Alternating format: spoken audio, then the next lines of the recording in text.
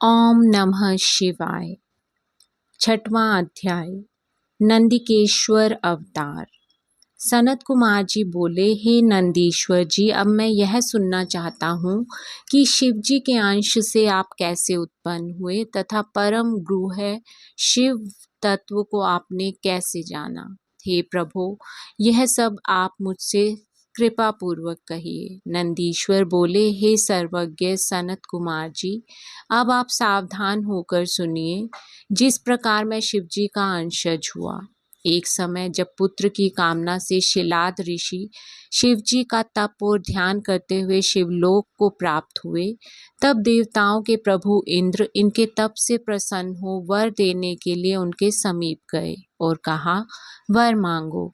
इस पर इंद्र को प्रणाम कर अनेक स्तुतियों से उनका आदर करते हुए मुनि शार्दुल शिलाद हाथ जोड़कर बोले कि यदि आप मुझ पर प्रसन्न हैं तो मुझे अयोनिज तथा मृत्युहीन पुत्र दीजिए। इंद्र ने कहा, नहीं, मैं तुम्हें योनिज और मृत्यु संयुक्त ही पुत्र दूंगा, क्योंकि मृत्युहीन तो कोई नहीं होता। हरि ब्रह्मा आदि भी तो मृत्यु वाले ही हैं। फिर इन देवताओं का तो कहना ही क्या है। जब ये दोनों श्री महादेव जी के अंग से उत्पन्न हुए, मृत्यु संयुक्त हैं और उनकी भी आयु निर्धारित है, तब तुम अयोनिज पुत्र की कैसे कामना रखते हो। इसकी आशा त्याग दो और अपने ही योग्य पुत्र ग्रहण करो।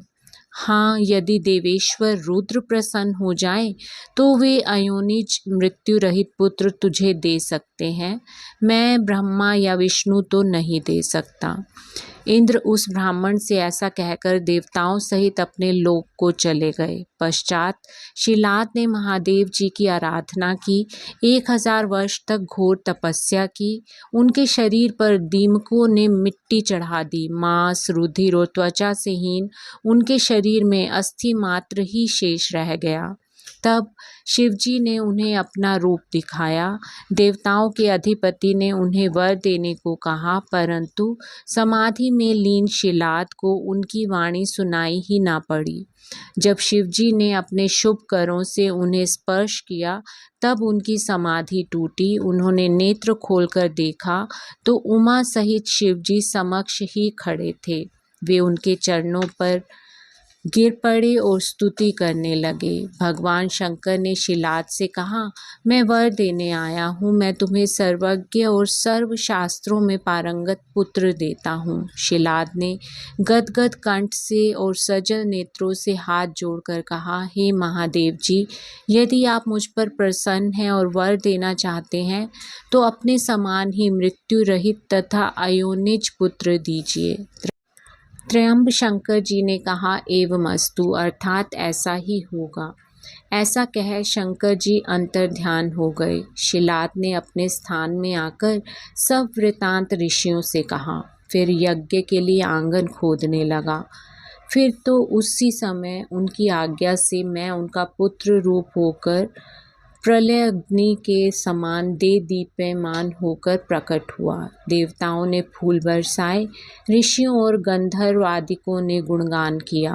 संपूर्ण ब्रह्मादि देवता अपनी स्त्रियों सहित विष्णु, शिव और अंबिका आदि उस स्थान पर आए। बड़ा उत्सव हुआ। अप्सराएं नाचने लगी और सब प्रसन्न हो मेरी लिंग मूर्ति स्थापित कर पूजा करने लगे।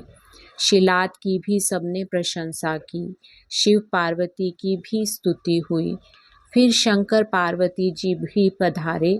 मेरे पिता शिलाद ने मुझे 3 नेत्र वाला चतुर्भुज और जटा मुकुटधारी बालक देख बड़ी प्रसन्नता प्रकट की।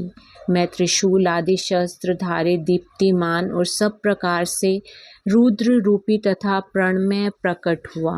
मुझे देख सबने आनंद का अनुभव किया। सभी ने प्रणाम किया।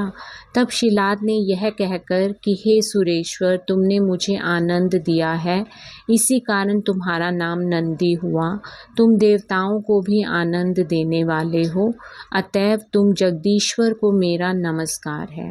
इस प्रकार मेरे सहित शंकर जी को प्रणाम कर मेरे पिता अपनी पर्णकुटी में गए और उन्हें बड़ी प्रसन्नता हुई। जब मैं शिलाद मुनि की कुटी में गया तो वहाँ मैंने अपना सब स्वरूप त्याग साधारण रूप धारण कर लिया। मुझे साधारण मनुष्य के रूप में देख मेरे पिता रोने लगे और उन्हें बड़ा दुख हुआ, परंतु पुत्र का प्रेम भी तो था। शांकल्यान के पुत्र मेरे पिता ने सब जातक मार्दी संस्कार किया और मुझे 7 वर्ष की अवस्था में ही समस्त वेदों और शास्त्रों को सांगोपांग पढ़ा दिया। जब मैं 7 वर्ष का हुआ तो मित्रावरुण मुझे देखने आए। जब मेरे पिता ने उनका सत्कार कर बैठाया तो वे महात्मा मुझे बारंबार देखने लगे और मेरे पिता से बोले, हे तात, यह नंदी नामक तुम्हारा बालक तो बहुत थोड़ी अवस्था वाला है। इसने इतने ही समय में समस्त शास्त्रों को कैसे पढ़ लिया। इसके समान तो मैंने कोई बालक नहीं देखा, परंतु अब तो इसकी 1 ही वर्ष की आयु और है। तब उस ब्राह्मण के ऐसा कहने पर पुत्र वत्सल मेरे पिता शिलाद मारे दुख से उच्च स्वर से रुदन करने लगे। तब मृतक के समान हुए पिता को देखकर वह प्रसन्नात्मा बालक शिवजी के चरण कमलों का ध्यान करते हुए अपने पिता से बोला, हे तात, इतने दुखी क्यों होते हैं? आपको यह कौन सा दुख प्राप्त हो गया है, मुझसे कहिए। पिता ने कहा, मैं तुम्हारी अल्प मृत्यु से दुखी हूँ। हाँ, मेरे इस दुख को कौन दूर करेगा? मैं किसकी शरण में जाऊं? पुत्र बोला, मुझे देव, दानव, यक्ष, राज, काल तथा मनुष्य कोई भी नहीं मार सकता। हे पिताजी, मैं आपकी शपथ खाकर कहता हूँ, यह मेरा कहना सत्य है। पिता बोले, हे पुत्र, तुम्हारा कौन प्रभु है जिसकी तपस्या से तुम मेरे इस कठिन दुख को दूर कर सकोगे? पुत्र ने कहा, हे पिताजी, मैं तप से या विद्या से ही मृत्यु को दूर भगा दूंगा। केवल शंकर के ही भजन से मैं मृत्यु को जीतूंगा, इसमें संदेह नहीं है। ऐसा कह अपने पिता को प्रणाम कर और प्रदक्षिणा कर मैं नंदी एक महावन की ओर चला गया। इति श्री शिव महापुराण तृतीय शतरुद्र संहिता का 6वां अध्याय समाप्त। ओम नमः शिवाय।